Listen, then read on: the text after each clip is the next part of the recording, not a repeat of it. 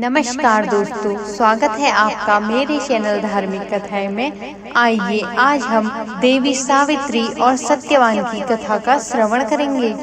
मद्र देश के राजा अश्वपति की कन्या सावित्री रूपवती व विदुषी थी। वह स्वभाव से धैर्यवान व दृढ़ निश्चयी थी। सावित्री के रूप व चरित्र की कीर्ति दूर दूर तक फैली थी। सावित्री विवाह योग्य हुई तो उसके पिता को उसके विवाह की चिंता सताने लगी। उनकी पुत्री बहुत ही रूपवती व गुणवती थी, अतः उन्हें इस बात की फिक्र थी कि उसके योग्य वर मिलेगा या नहीं। सावित्री अपने पिता की चिंता का कारण समझ रही थी। उसने अपने पिता से कहा कि वह अपने लिए योग्य वर स्वयं ही खोजेगी। उसके निश्चय को जानकर उसके पिता ने उसे वर खोजने जाने की अनुमति दे दी। अपनी पुत्री की रक्षा के लिए उन्होंने साथ में दक्ष सैनिकों का एक दल भी साथ भेजा। सावित्री सैन्य दल के साथ देश भर में योग्य वर की तलाश में भटकने लगी। काल व देश के नरेश धुमतसेन अपना राजपाट सब कुछ खो चुके थे। वह सघन वन में अपनी पत्नी तथा अपने पुत्र सत्यवान के साथ रहते थे। धुमतसेन नेत्रहीन थे। उनका पुत्र सत्यवान ही उनकी तथा उनकी पत्नी की देखभाल करता था। सत्यवान वन में लकड़ी काटकर उसे पास के गांव में बेचकर धन कमाता। उसी धन से उन लोगों का जीवन यापन हो रहा था। सत्यवान बहुत सुंदर था। वह बहुत ही प्रेम और श्रद्धा के साथ अपने माता पिता की सेवा करता था। योग्य वर की तलाश में भटकती सावित्री जब उस वन से गुजरी तो उसने सत्यवान को देखा। तब वह कुल्हाड़ी से लकड़ियां काट रहा था। श्रम के कारण उसके मस्तक पर उभर आए छेद बिंदु उसके सौंदर्य को और अधिक बढ़ा रहे थे। सावित्री उनके पास गई, उसे अपना परिचय देकर बोली, हे सुदर्शन युवक, मैं अपने पिता की आज्ञा लेकर योग्य वर की खोज में निकली हूँ। तुमको इस प्रकार श्रम करते देख तुम्हारे पास आ गई। कृपया अपना परिचय दो। सत्यवान ने उसे अपने और अपने माता पिता के वन में रहने की कथा सुनाई। उसके पिता धुमतसेन एक दुर्घटना में अपनी दृष्टि खो बैठे।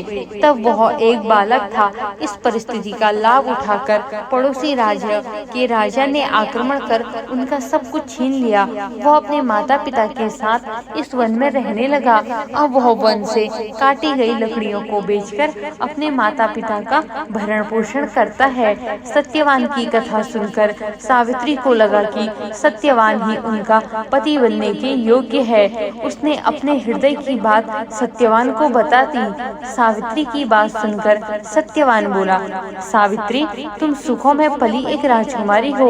मैं राज्य से विहीन एक दरिद्र लकड़हारा, मैं तुम्हें कोई सुख नहीं दे सकूंगा।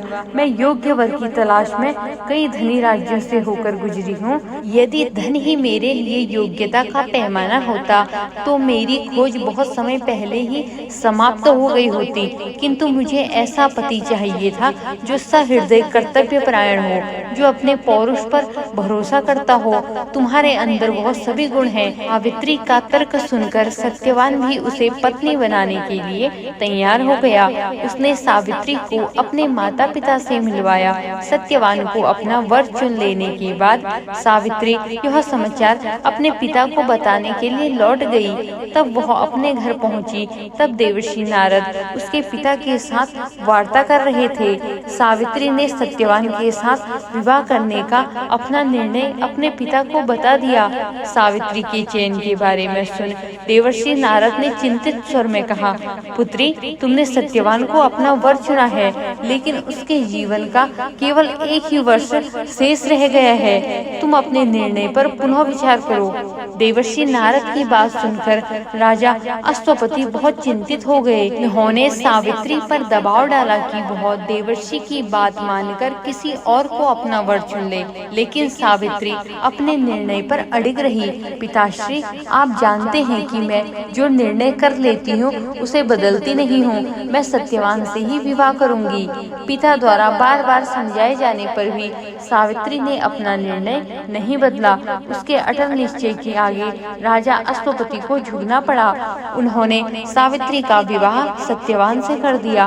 विवाह के बाद सावित्री सत्यवान के साथ वन में रहने चली गई। दोनों सुखपूर्वक रहने लगे, लेकिन एक बात सावित्री के दिमाग में सदैव रहती थी। हर बीतता क्षण उसके पति को मृत्यु के समीप ले जा रहा था।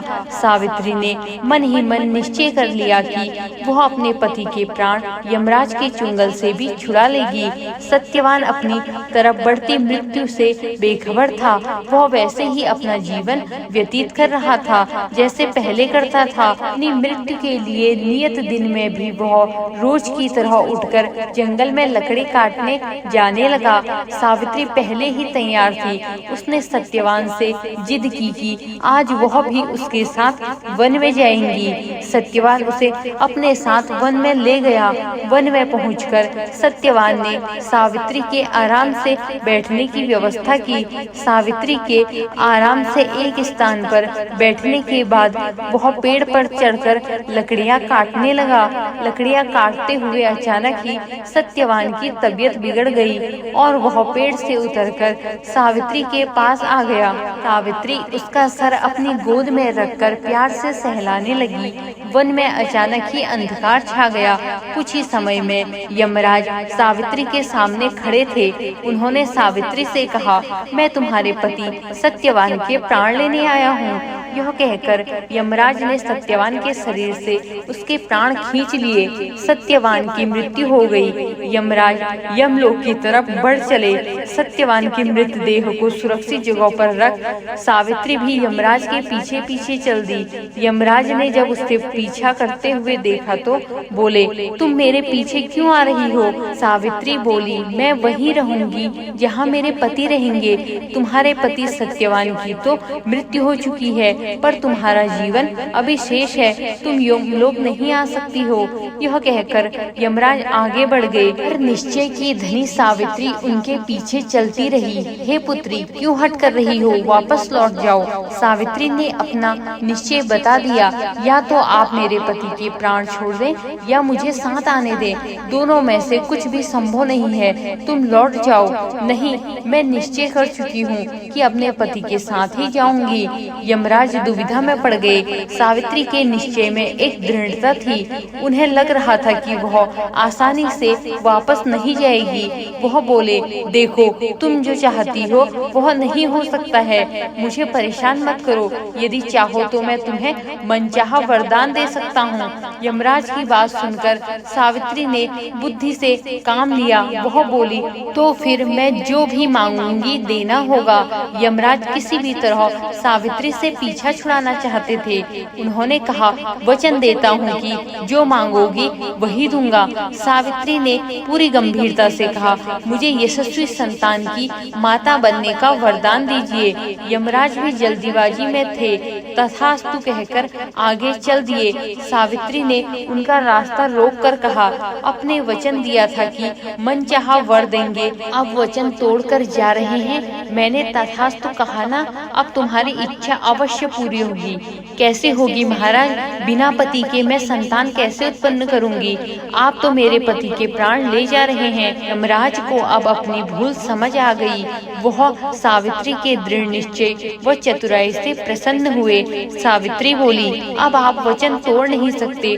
तुम एक दृढ़ निश्चय व बुद्धिमान स्त्री हो। मैं वचनबद्ध हूँ, अतः नियम के विरुद्ध जाकर मैं तुम्हारे पति के प्राण वापस कर रहा हूँ। सावित्री ने यमराज को धन्यवाद दिया। वह भागकर उस स्थान पर पहुंची जहां सत्यवान की मृतदेह को छोड़कर गई थी। वहां पहुंचकर उसने देखा कि सत्यवान पुनः जीवित हो गया है। सावित्री भागकर उसे सीने से लग गई। धन्यवाद दोस्तों। सावित्री और सत्यवान की यह कथा आपको कैसी लगी? कमेंट के माध्यम से जरूर बताएं।